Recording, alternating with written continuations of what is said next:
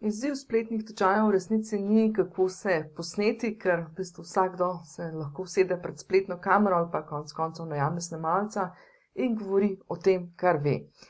Izziv pa je, da dobri spletni programi, pa zdaj tukaj na tem mestu mislim tako na spletne tečaje, kot e-coaching programe, tudi Zoom e-delavnice in podobno, skratka dobri spletni programi vodijo do rezultatov. Večkrat sem že poudarila, da ljudje grejo na izobraževanja oziroma kupujejo online programe zato, da dosežejo neke rezultate, neke spremembe, bodi si zdaj v svojem poslovnem ali pa zasebnem življenju. Predvsem je pa pri spletnih programih še en dodaten izziv, sicer to, kako to lahko, to se pravi to, da pridemo učinkovito do rezultatov, kako to lahko dobro in učinkovito in tehnično lahkotno dosežemo tudi nadaljavo. Da naši udeleženci v resnici sploh ne občutijo, da gre za online program. To se pravi, kako naredimo tak program, da tehnologija v bistvu podpira spletno učno izkušnjo, ne pa da jo tehnologija ovira. Če ti je torej pomembno več kot samo to, da nekaj posnameš pa prodaš, skratka, če ti je pomembno, da ta tvoj program, da je tudi odličen in kvaliteten, predvsem pa, bom rekla, učinkovit in oblikovno, torej izvedbeno lahkoten za tvojega udeleženca, potem je nujno, da se izogneš 3 tipičnim napakam, ki jih običajno naredijo e-podjetniki oziroma spletni edukatorji, predvsem tisti, ki niso šolani izobraževalci. Ker spletni tečaji, smo rekli, so konec koncev, gre za spletno poučevanje, za izobraževanje. Izobraževanje, še posebej tisto spletno, pa ima v ozadju kar nekaj zakonitosti. Zdaj to v praksi ne pomeni, da če teh zakonitosti ne upoštevaš, da pač ne moš narediti online programa. Online program seveda lahko narediš, definitivno pa pomeni, da če jih upoštevaš, da bodo tvoji online programi tudi boljši, predvsem pa učinkovitejši za tvoje stranke. V tem e-predavanju se torej dotaknem teh 3 napak, predvsem z vidika, kakšno škodo ali pa recimo, mečkam bolj milo, kakšen potencial pri naših udeležencih izgubljamo z njimi, če jih naredimo. Same praktične implementacije se pa lotimo tudi v brezplačnem e-priročniku oziroma e-tečaju. Tako da vabljen, če še nisi prenesel priročnika ali pa če si ga prenesel, pa ga mogoče še nisi prelistal ali celo predelal, najdeš na e-dogodek.si spletni strani v rubriki Začni brezplačno. In pa seveda nadaljuje, ta e-priročnik je podprt tudi s spletnim tečajem, ki, bom rekla, pokaže tudi, kako tako izkušnjo naredimo v spletni obliki. Drugače pa seveda pri samem dizajniranju, to se pravi oblikovanju online programov, ta beseda dizajniranje dejansko izhaja iz besedne zveze instructional design oziroma didaktično oblikovanje online programov. Skratka, pri tej zadevi pomagam tudi po principu individualnega mentorstva za tiste, ki pa želite mečkam bolj individualno in personalizirano, oziroma celoten postopek kreiranja tečajev, to se pravi ne samo to dizajniranje, ki ga pokrijemo v tistem brezplačniku, ampak potem naprej od dizajniranja, naprej do snemanja vsebin, in pa še dodatne vsebine, ki podprejo te pri tehničnih in strateških zadevah v zvezi s kreiranjem, pa moderiranjem, pa promoviranjem spletnih tečajev. Skratka, vse to je na voljo tudi v spletnem hubu za edu-podjetnike. Ok, torej, katere so zdaj tiste 3 napake? Zdaj jih pogledamo samo na hitrco za tiste, ki rabite takoj imeti informacijo. V nadaljevanju v e-predavanju grem pa res podrobno noter v vsako in vsako pogledam, tako kot sem rekla, z vidika, kakšen v bistvu potencial izgubljamo, če se jim ne izognemo. Torej 3 napake. Prva napaka, preveč vsebine. Druga napaka, vsebina in aktivnosti niso uravnoteženi oziroma niso v primernem zaporedju. In pa tretja napaka, preveč aktivnosti oziroma prezahtevne aktivnosti ali pa nerelevantne aktivnosti. Torej preveč vsebine, drugič, vsebina je in aktivnosti so, pa niso uravnoteženi, in tretja napaka, imamo preveč aktivnosti ali pa niso primerno oblikovane oziroma v primernem obsegu. Še en hiter tehnični svet, tisti, ki poslušate tole zadevo na YouTube oziroma ki se boste lotili poslušanja v celoti, gre za e-predavanje, nisem ga podprla z nobenimi slikami, skratka, vse te 3 točke bom obdelala ustno, tako da v bistvu lahko zadevo samo poslušaš. Pa še en tehnični namig, lahko pač pojačaš oziroma pohitriš, povečaš hitrost predvajanja, tam 1,5 bo ziher, bom rekla, še vedno se dal dobro poslušati in bo šla vsebina pa tudi hitreje. Ok, torej prva napaka, preveč vsebine. Zdaj tukaj vsak spletni edukator, v končni fazi, vsak edukator, kadarkoli začne z nekim ali novim programom ali pa pač štarta na frišno in svojim, e-biznisom, v zanosu, doskrat v tem zanosu, da želimo res dati čim več od sebe, da želimo našim udeležencem res pomagati, ne, pač tukaj smo spletni edukatorji zelo tako, altruistično naravnani, da zelo radi pač delimo zadeve, ne, in tukaj velikokrat pride do te zadeve, da v bistvu v tem zanosu povedati čim več, povemo dejansko preveč. Pa zdaj ne mislim, da povemo preveč, da iznamo kakšne skrivnosti ali karkoli, ampak da povemo preveč za našega udeleženca. Tukaj je čisto ena znanstvena zadeva, pač, ki izvira iz nevroznanosti. Preobsežna vsebina lahko privede do tako imenovanega kognitivnega overloada, oziroma po domače rečeno too much je too much. Ne? Preveč vsega, kako bi se rekel, lepo zelo tako posimplirano, malo skur možgane. Ne? Če je preveč vsebine, enostavno možgani odklopijo in niso sposobni sprocesirati vseh teh informacij. Zdaj, tukaj se velikokrat zgodi napaka, predvsem na nivoju zahtevnosti. Namreč, ko spletni edukatorji podajamo vsebino, včasih majčkeno pozabijo na to, koga imajo pred sabo. Mi kot strokovnjaki smo, 3 stopnje višje od naših udeležencev, ki mogoče iščejo vsebine oziroma se o teh vsebinah učijo zato, da bojo nekaj naredili prvič, ali pa da bojo prvič naredili nekako bolj strukturirano, ali pa da bojo prvič naredili nekako bolj tako res zares, da bojo naredili. Ne?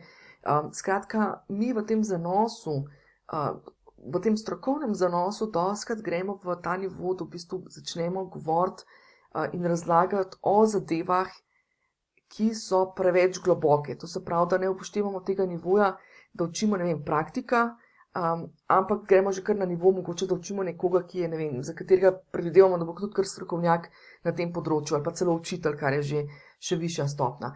Tako tukaj je res treba upoštevati, da pregloboka vsebina ali pa preveč vsebine v smislu preobsežno, vpliva na to učno izkušnjo, zlasti v spletnih tečajih, kjer so udeleženci seveda za računalnikom, potem pa hitro odtavajo, ker vidijo, da je vsebina mogoče nerelevantna oziroma da je preobsežna, da je vsega preveč, rabijo majčkeno pavze, majčkeno odklopa in potem odtavajo iz naše spletne učilnice, ali pa najbrž poznate Zoom utrujenost, kjer so bili udeleženci preobremenjeni z vsemi, informacijami, obilico informacij, ki jih dobijo na samem predavanju, recimo na samem Zoom predavanju, in potem odtavajo.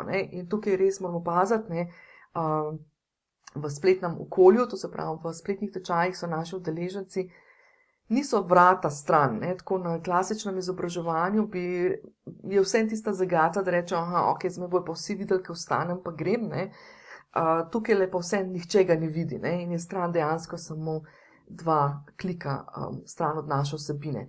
Pa še tretja zadeva, mogoče poleg te preobsežnosti v smislu, da je preveč vsebine, ali druga stvar smo rekli, da je prezahtevno v smislu tega nivoja, da govorimo na preveč na strokovnem nivoju, praktičnem, je pa tretja zadeva pa tudi nerelevantna vsebina.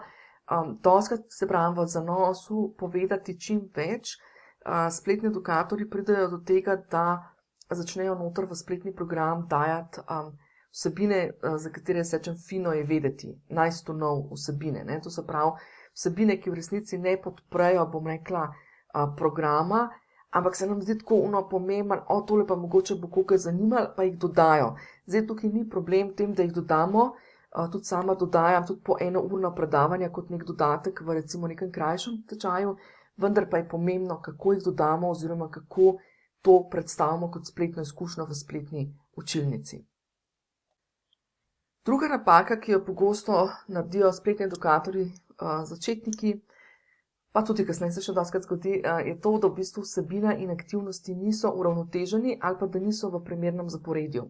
Zdaj tukaj vam dam lahko mojo izkušnjo izpred parih let, kjer smo v bistvu začeli tako program, da najprej nam je predavateljica oziroma neka spletna edukatorka, naša mentorica, najprej dala 2 predavanji, ki sta bili po 2 uri.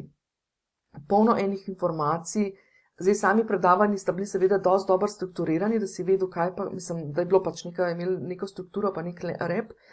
Vendar pa, ker sta bili te dve predavanji na začetku, potem je pa sledil, mislim, da je bil 3-mesečni program, smo pa 3 mesece delali na aktivnostih, ki so bile povezane z vsebino. Zdaj pa, če si vi predstavljate, ne, da sta bile to v spletni učilnici v bistvu 2 predavanji po 2 uri, si lahko predstavljate to, da jaz, ko sem čez 1 mesec delala neko aktivnost, kjer bi me podprla ta vsebina, ki smo jo dobili na začetku, sem zdaj, da me je ta vsebina lahko podprla, ne, sem jo mogla poiskati v tistih 2 dvournih predavanjih. In tukaj v bistvu zdaj, če to ni, zdaj, tukaj pač potem stvar, kako seveda to tehnično oblikujemo v sami spletni učilnici. In če to ni tehnično dobro podprto, ali pa če sam spletni edukator ni upošteval tega, da bi nas opozoril, da ta vsebina je pa v drugem predavanju pri času, ne vem, 12 minut pa 30 sekund, ne, karikiram, je potem v bistvu izkušnja toliko slabša. To se pravi, ta učna spletna izkušnja je ful slabša in v resnici zaradi tega razkola, ne, med tem časom, ko smo dobili te osnovne informacije, pa med tem, ko smo delali aktivnosti, so naše aktivnosti oziroma je naša izkušnja toliko slabša. Ne. To se pravi, ta oddaljenost, no, predvsem ta oddaljenost.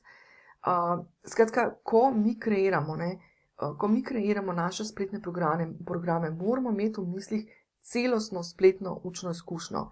Ne samo ta feeling, saj sem to in tam dal, ne, ampak ja, ok, ne, človek, ki to dela, je pozabil in verjetno sploh, če spletni tečaj za samostojno učenje ali pa če vsebino predelujejo sami, verjemite, ljudje pozabijo, to ni njihov center njihovega življenja. Še jaz, ki posnamem spletni tečaj, čez 2 meseca pozabim, v katerem modulu že približno vem, v katerem sem kaj govorila, ampak pozabim, ne, tukaj je ta fenomen, če greste kot spletni edukatorji pogledati, svoj spletni tečaj za nazaj. To se mi je že zgodilo, da mi je kakšna rekla, sem šla pogledati za 1 leto nazaj, pa sem ugotovila, kva sem ful dobro naredila, ne, mislim, koliko sem ful dobro strukturirala, pa koliko sem dobro povedala, pa tako naprej. Ja, zato, ker mi pozabimo. Zdaj si jo predstavljate udeležence, ki pa jim to ni center njihovega sveta, ki verjetno to enkrat predelajo, ki se enkrat ukvarjajo s to vsebino, malo pozabijo. No. Tako da tukaj to se pravi, to primerno zaporedje, to se pravi neka ta primerna celostna izkušnja in pa tudi, da smo zdaj uravnoteženi v teh vsebinah pa aktivnostih. To se pravi predvsem mogoče bolj v smislu, da nimamo zdaj, ne vem, se mogoče se to večje bolj spet na zaporedje, ampak da nimamo zdaj recimo, ne vem, 5 modulov, ki samo predavamo, potem imamo pa 5 modulov, ki pa samo imamo neke aktivnosti. Aktivnosti morajo biti čim prej oziroma čim bolj povezane oziroma čim bolj v momentu podane takrat, ko se odvija vsebina. Tretja napaka pa je, da imamo aktivnosti, ne, tukaj je včasih dostikrat, bom rekla, oziroma bom najprej povedala, imamo aktivnosti, ampak so preveč zahtevne, ali mogoče premalo zahtevne, ali nerelevantne. To se pravi, niso relevantne za naše udeležence, oziroma smo jih oblikovali na tak način, da v resnici ne podprejo te naše učne izkušnje. In zdaj tukaj v bistvu, tukaj predvsem bom rekla, tukaj res izhajamo iz tega, da velikokrat izvajalci, spletni edukatorji dajo aktivnosti zato, ker so slišali, ne, da pač je aktivnosti treba imeti, ne, zato, ker Maruša to tako govori ali pa zato, ker so to v kakšnih programih videli, nimajo pa neke osnove, kako priti do teh aktivnosti, kako te aktivnosti oblikovati. Pa mogoče predvsem bolj tukaj, no, da je težava, ki jo vidim na trgu pač v samih spletnih programih, da mogoče do same aktivnosti že pridemo, ne, to se pravi, samo aktivnost že nekako naštudiramo, kaj je tista, kaj je mogoče ok, pa se potem naredi sama izkušnja, bom rekla, tehnično oziroma oblikovno, izvedbeno ne najbolje. No. Zdaj, jaz bi tukaj mogoče toliko za eno osnovo, da vam jo dala 2 stvari, ne. Aktivnost ne vedno podpira izkušnjo oziroma preizkušnjo v praksi. To se pravi, ko izbiramo aktivnosti, se vedno vprašajmo, ok, kako bom jaz podprl tega mojega udeleženca, da to preizkusi ali pa izkusi v praksi. Tukaj bom dala 2 primera. Zdaj bom najprej mogoče razložila, kaj je to preizkušnja, pa kaj je izkušnja. Preizkušnja pomeni, da nekaj preizkusimo, to se pravi, da nekaj naredimo, bom rekla, tako rečem, s svojimi rokami. To je v bistvu, kadar imamo recimo aktivnosti tipa nekaj narediti. To se pravi, recimo, kako narediti spletni tečaj, vam jaz dam preizkušnjo, da vi greste in snemate. Zdaj, ali to naredimo v obliki spletnega tečaja za samostojno učenje, ali imamo to delavnice v živo ali karkoli, skratka, preizkušnja v tem smislu, da jaz oblikujem eno preizkušnjo, eno vajo, eno aktivnost. Zato se izogibam besedi vaja, ker v resnici to ni vedno vaja, ne. To je v bistvu dostikrat že kar konkretna aktivnost, ki lahko podpre v bistvu ta, bom rekla, praktični vidik, ne. To se pravi, da nekaj praktično kar naredimo, ne. To je nekaj, kar podpre to izkušnjo, no, v bistvu to preizkušnjo, da vi nekaj naredite konkretno, ne. Druga oblika se navezuje na izkušnjo, to se pravi, včasih so nekatere zadeve v online programih, ki jih učimo, da v resnici nimajo kaj za narediti, ampak je bolj za na nivoju občutiti. Recimo bolj na nivoju feel, ne, to se pravi, recimo preizkušnja je bolj na nivoju do, to se pravi narediti, izkušnja je pa bolj na nivoju feel oziroma občutiti. Recimo, ne vem, da imate nek online program, kjer učite nekega obvladovanja stresa ali pa konkretno neke meditacije, sproščanja, obvladovanja nekih čustev ali karkoli, takrat včasih mogoče ljudje še ne rabijo iti takoj v preizkušnjo v smislu, da jih učimo nekaj narediti, ampak rabijo najprej dobiti tisto izkušnjo, kaj pravzaprav sploh pomeni iti skozi, ne vem, meditacijo. Kaj pomeni sploh odmeditirati. Mogoče nikoli v življenju sploh še niso poskusili niti minutko meditiranja, ali pa so poskusili, pa jim ni šlo, pa karkoli, ne. Takrat rabijo ljudje izkušnjo. Enkrat sem zelo super izkušnjo imela, nam je ena predavateljica dala, da smo si pripravili nekaj za jesti, zato da smo doživeli nek občutek, ki ga je pač ona, kar je hotela pač doseči, ne. Skratka, vnaprej, pa je bilo to nadaljavo na online obliko, pa nam je kljub temu, nam je seveda vnaprej povedala, da to si pripravite za naslednje srečanje v živo in tako naprej, ne. Skratka, izkušnja nekaj na nivoju feel. Lahko je pa, da dodam še tretjo, je pa lahko na nivoju think, to se pravi razmisliti ali pa misliti. Tukaj pa velikokrat pridejo v poštev kakšni dnevniki, kakšno pisanje nečesa, o nečem, čemer moramo razmisliti, ali pa jaz včasih rečem, vzemite papir pa svinčnik, pa pojdite pod hruško sedeti, pa razmišljati o zadevah in tako naprej, ne. Skratka, to so lahko trije tipi aktivnosti in je vedno naj podpirajo torej to izkušnjo oziroma nekaj, kar morajo ljudje občutiti, doživeti ali narediti v praksi. Kar je pa tukaj pomembno, pa se zdaj sicer ne bomo spuščali, ker je to pač neka tematika čist posebej, paše v sklop moderiranja online programov, je pa to, da moramo zdaj mi razmisliti, kako bojo oni vedeli, da so aktivnost opravili uspešno.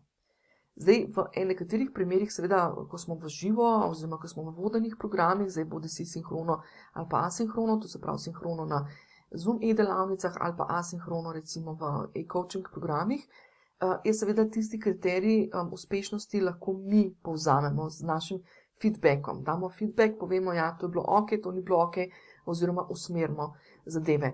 Ko so pa v online programih, ki so za samostojno učenje, to se pravi v spletnih tečajih za samostojno učenje, je pa včasih tukaj treba tudi razmisliti tudi to, kako bojo zdaj naši udeleženci vedeli, sploh pri tisti preizkušnji, to se pravi, ko govorimo o do zadevi, o narediti zadevi, kako bojo to prepoznali, da so naredili uspešno. Ok, to so bile zdaj te 3 napake, zdaj pa vprašanje, kako jih pa lahko preprečimo, kako se zdaj tega lotimo v praksi, to se pravi, če delate z mano ali pa če se učite s pomočjo mojih tečajev, kako se v resnici tega lotimo, kaj to zdaj pomeni, da se pa temu dejansko izognemo. Tukaj le bom enih 5 korakov povzela, so pa podrobneje obdelani tudi v e-priročniku, brezplačnem e-priročniku spletnih tečajev od A do Ž, pa tudi v spletnem tečaju.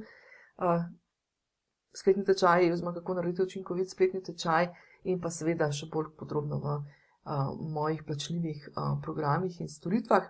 Drugače pa 5 korakov. Torej, prva stvar je pogledamo, kaj je končni cilj spletnega programa. In tukaj vam moram povedati, da velikokrat udeleženci, spletni edukatorji že na tej točki padejo, ker v resnici sploh ne vejo, kaj je tisto, oziroma ne znajo oblikovati tega, kaj je pravzaprav naš končni učni cilj, oziroma kaj je naš končni rezultat, do katerega peljemo našega udeleženca. In če tega ne znamo dobro oblikovati oziroma zdefinirati, potem pademo tudi na drugem koraku. Drugi korak je pa to, da na podlagi tega, kaj je naš končni cilj, pogledamo, kateri so zdaj koraki ali pa neka področja, ki jih mora naš udeleženec prehoditi do tega cilja. Potem je tretji korak. Če smo mi to dobro zdefinirali, bo tretji korak zelo enostaven, ker vsak korak potem pogledamo, da razdelimo na vsebino in pa aktivnosti in pa nekaj dodatnih začimb zraven. Skratka, ni vedno samo, ok, zelo v teorijo, pa gremo pa v prakso, ampak so pač tudi še neke dodatne zadeve, ki zaokrožijo celostno spletno učno izkušnjo. Potem četrta. Ko pripravljamo vsebino, to se pravi, potem se lotimo, ko imamo to razdeljeno, zdaj kaj bo vsebina, kaj bo aktivnosti, se lotimo pripravljati vsebine in smo seveda pozorni, da ta vsebina vedno podpre aktivnosti. Če jih ne podpre, smo rekli, če so to neke fino vedeti informacije ali pa nekaj preobsežno globoko, potem to ni stvar osnovnega programa in to lahko rešujemo z nekimi drugimi rešitvami znotraj online programa oziroma znotraj spletnih učilnic. In pa peta stvar, ko pripravljamo potem aktivnosti, smo pozorni, da jih oblikujemo tako, da so relevantne, zdaj tukaj mogoče nisem dosti prej še poudarila, relevantne tudi v smislu, da res podprejo to našo potrebo, da ne delamo zdaj nekih aktivnosti za naše udeležence, ki so samo zato, da so, zato ker je nekdo rekel, da so, da so praktične, da delamo stvari, da poskušamo, pač ko imamo v izobraževanju odrasle, to so ljudje, ki so že tako zasedeni, ki imajo, bom rekla, že tako svoje življenje poleg našega spletnega tečaja, da res pogledamo, da stvari, ki jih delamo, da so čim hitreje prenosljive v prakso. Po možnosti, da delamo celo v že samem programu take stvari, ki pomenijo implementacijo ali pa neke praktične preizkušnje v praksi. In pa seveda pazimo tudi pri aktivnostih, da niso torej preobsežne, da zdaj naši udeleženci ne delajo, 10 ali pa 20 ur na teden na spletnem tečaju oziroma na nekih aktivnostih, skoraj večkrat, da bi v službo hodili, in pa na koncu, da so tehnično lahkotne v smislu, da so oblikovane tako, da nimajo na koncu naši udeleženci več dela s tem, da delajo te tehnične, mislim, da delajo te aktivnosti, kot pa s tem, da jih sploh upravijo, skratka, da jih ne tehnologija ne ovira, ampak da jih podpira. Torej, celotna zadeva, to, da lahko štartaš s temi zadevami, je opisana in ne samo opisana, ampak te vodi skozi celoten postopek, kako se tega lotiti, in to brezplačno v e-priročniku Spletni tečaji od A do Ž in pa v e-tečaju, ki podpre v bistvu ta priročnik. Skratka, e-tečaj sem oblikovala zato, da dobite tudi to izkušnjo, kaj v bistvu spletni tečaj prinese več oziroma kako v bistvu spletni tečaj, kaj da več od papirja in črk, običajno temu rečem. Skratka, e-tečaj, kako narediti učinkovit spletni tečaj, oboje je na voljo brezplačno na moji spletni strani edogodek.si v rubriki Začni brezplačno.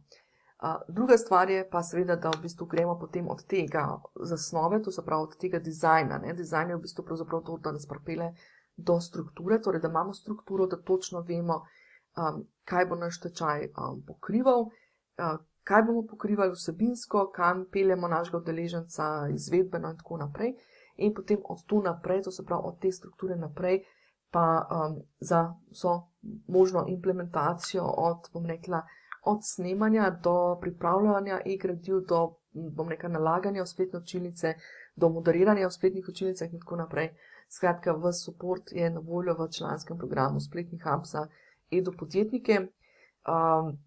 V tem spletnem hubu najdeš tudi spletni tečaj, spletni edukator, ki je pravzaprav prva štartna točka za vse tiste, ki še niste kreirali online programov nikoli, ali pa če ste jih že, pa bi mogoče radi dodali nekaj, pregledali zadeve, kaj je tisto, kar je res, kaj so tiste zakonitosti, ki sem jih omenjala tudi na začetku tega e-predavanja, tiste zakonitosti, ki jih je fino upoštevati.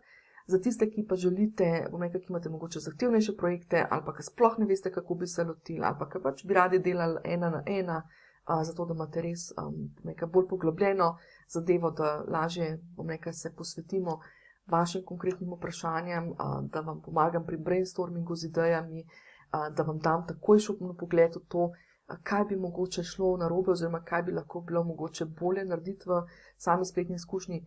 v tem primeru pa torej za tiste, ki pa imate raje torej 1 na 1, pa tudi v obliki individualnega mentorstva, pri čemer naj poudarim, velikokrat mi rečejo, ne, jaz se ne bi rad samo naučil, jaz bi rad naredil. Ja, točno to je individualno mentorstvo, je to, da vas peljem skozi proces, da vi naredite zadeve. Ne. Lahko seveda greste z mano skozi ta proces tudi samo za vajo, toliko da pač nekateri spletni edukatorji ali pa podjetniki včasih imajo raje najprej na začetku, da sploh vidijo, kako te zadeve grejo, pa delamo samo na nekem imaginarnem primeru, potem se pa šele sami lotijo, lahko pa delamo konkretno skupaj od začetka do konca, kar pomeni vsak teden, oziroma pa vsak mesec, kakršenkoli tempo se že odločite, dejansko delate in izdelujete svoj program ali celo več programov, kadar pač se odločite za neko tako strategijo. Skratka, individualno mentorstvo je dejansko oblika, kjer vas peljem ne samo skozi učni proces, ampak dejansko skozi, bom rekla, to, da naredimo na koncu.